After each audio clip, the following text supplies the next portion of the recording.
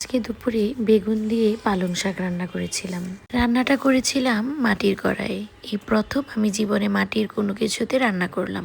Experience ভালোই ছিল, তবে আমি খুব ভয় পাচ্ছিলাম যে আবার কোনো সময় ফেটে না যায়।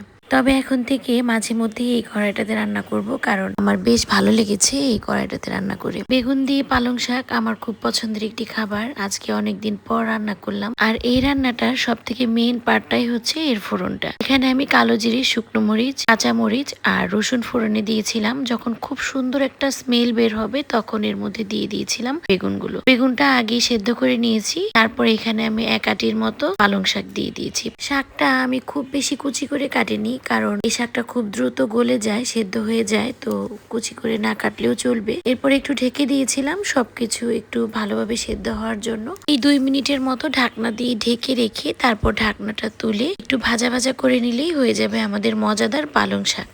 ভীষণ পুষ্টিগুণ সমৃদ্ধ এই শাকটা আপনারা রান্না করে খেতে পারেন, আর এটা রান্না করাটাও ভীষণ সহজ। কেমন লাগলো আমার আজকের এই রেসিপিটি অবশ্যই কমেন্ট করে জানাবেন। আপনারা সবাই খুব ভালো থাকবেন। ধন্যবাদ সবাইকে।